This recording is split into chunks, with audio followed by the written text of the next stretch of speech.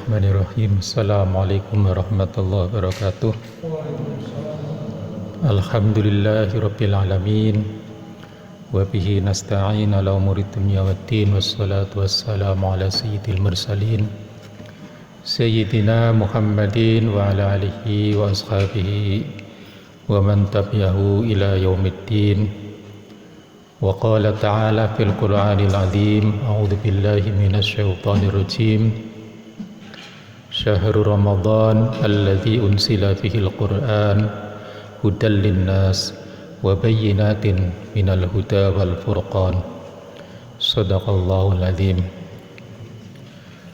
Jamaah salat tarawih yang berbahagia, bulan Ramadan ini menurut saya arti penting dari bulan Ramadan diantaranya adalah karena bulan ini adalah diturunkan Al-Quran. Dalam Al-Quran dikatakan Syahrul Ramadan alladzi unsila fil Quran. Dan yang lebih penting lagi, bukan semata-mata itu merupakan bulan diturunkan Al-Quran, tetapi justru yang lebih penting lagi adalah karena di dalam Al-Quran itu terkandung hudal linnas. Quran itu memberikan petunjuk bagi umat manusia, wa bayyinatin minal huda wal furqan, dan penjelasan-penjelasan dari petunjuk itu juga bisa kita temukan dalam Al-Quran. Sekaligus kita juga bisa menemukan kira-kira Al-Quran itu tolok ukur Al-Furqan, pembeda-pembeda. Apa sih bedanya A dan B? Itu semuanya adalah sebenarnya kalau kita pahami secara komprehensif ayat-ayat yang terdapat di dalam Al-Quran, kita bisa menemukan Al-Furqan juga. Di surat yang lain, misalnya di dalam surat Al-Baqarah, juga memperkuat kondisi itu. Dalam awal surat Al-Baqarah dikatakan Alif Lam Mim dzalikal kitabu la raiba fihi hudan lil muttaqin. Alif Lam Mim dzalikal kitab, inilah Alkitab la raiba fihi, yang tidak ada keraguan di dalamnya, hudan lil muttaqin, sebagai petunjuk bagi orang-orang yang bertakwa. Jadi pertanyaannya, apakah Al-Quran itu sebagai hudan linnas atau sebagai hudan lil muttaqin? Saya pikir dua-duanya. Linnas juga bisa menjadi hudan, manusia secara umum, yang bertakwa maupun yang tidak bertakwa, yang muslim maupun yang non-muslim, bisa mengambil pelajaran, bisa mengambil petunjuk dari Al-Quran. Dalam sejarah beberapa tokoh yang bisa kita kutip pandangannya ataupun katakanlah kekagumannya terhadap isi Al-Quran, di antaranya adalah Napoleon Bonaparte, seorang penguasa Prancis yang pernah menduduki Mesir dan di dalam Mesir itu bergaul, mempelajari Al-Quran. Beliau sempat mengatakan bahwa saya bahkan berharap, kata beliau, Al-Quran itu dalam waktu yang tidak terlalu lama akan bisa menjadi pedoman etik yang universal untuk seluruh umat manusia di dunia. Meskipun itu dikatakan kira-kira 100 tahun yang lalu ya. Tapi kalau kita melihat gambaran masa kini di dunia Islam dan di berbagai belahan dunia, kita melihat bahwa antusiasme umat Islam, bahkan juga non-muslim, untuk mempelajari Al-Quran itu sangat tinggi. Jadi hudan linnas itu memang benar. Saya juga pernah membaca komentar mantan Perdana Menteri Inggris Tony Blair waktu beliau masih menjabat Perdana Menteri. Kita tahu bahwa beliau juga bukan merupakan seorang muslim, tapi beliau pernah mengungkapkan bahwa beliau juga termasuk bacaan untuk pedoman hidupnya adalah Al-Quran. Jadi beliau sering membaca Al-Quran. Jadi itu adalah hudan linnas. Nah, kalau di dalam Al-Quran, hudan lil muttaqin, dzalikal kitab la raiba fihi hudan lil muttaqin. Ya, jadi dua-duanya kepada umat manusia secara keseluruhan juga bisa memberi manfaat kalau Al-Quran dipelajari secara benar, dipahami secara komprehensif. Kepada orang yang bertakwa itu lebih-lebih, itu merupakan pedoman hidupnya. Dan kita tahu bahwa Ramadan ini juga merupakan satu sarana bagi kita untuk berlatih untuk menuju kepada orang yang bertakwa. Cuma apa sih orang yang bertakwa?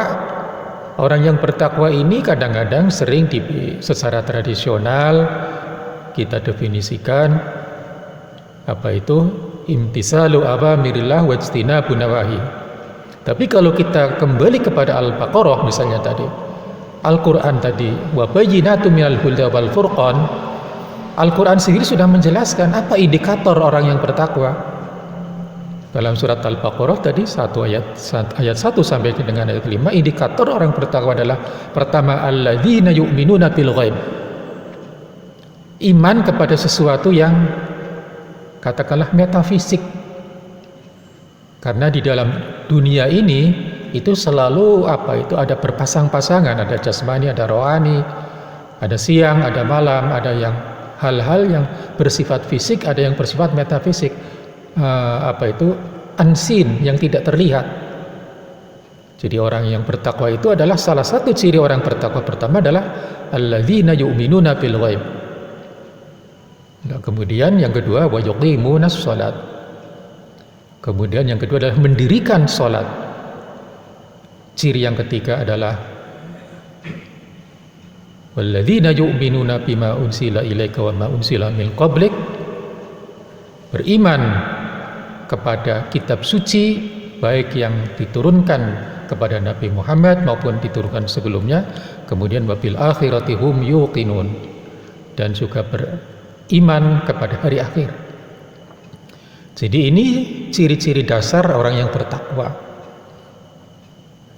Dan orang yang bertakwa jelas akan menjadikan Al-Quran itu sebagai hudan, sebagai petunjuknya.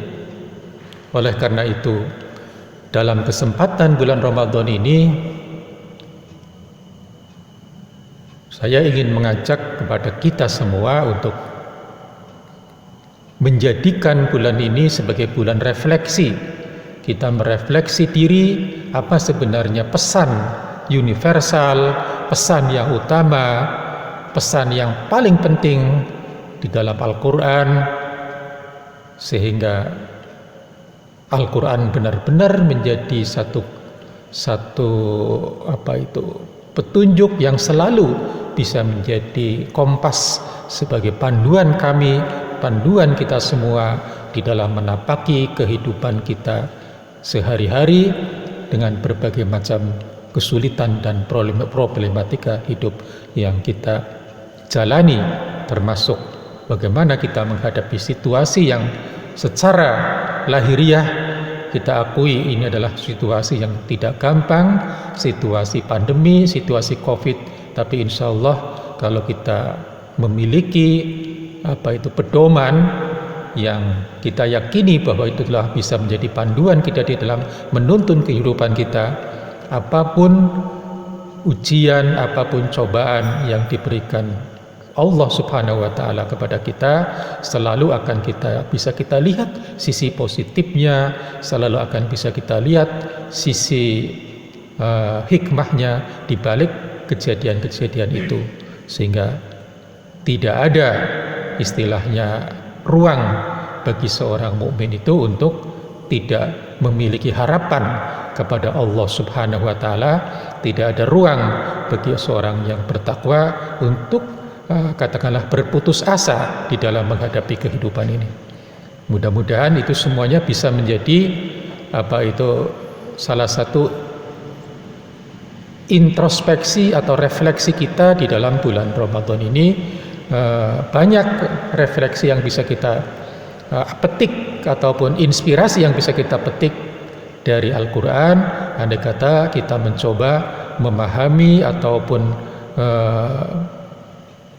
meneliti kandungan Al-Quran ayat demi ayat, serta kita berusaha untuk mencari sambungannya, keterkaitan antara satu ayat dengan ayat yang lain, sehingga kita tahu apa sebenarnya pesan globalnya, bagaimana pesan universalnya kita bisa tangkap dari Al-Quran itu sendiri.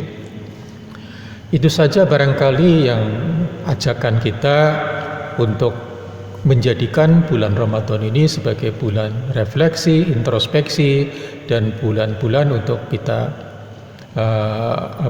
meningkatkan tadabbur kita, meningkatkan pendalaman kita terhadap isi Al-Quran. Syukur-syukur di bulan-bulan yang ini juga kita mendapatkan anugerah Lailatul Qadar, yang dikatakan inna anzalnahu fi lailatul qadr, Lailatul Qadri khairum min alfi syahrin.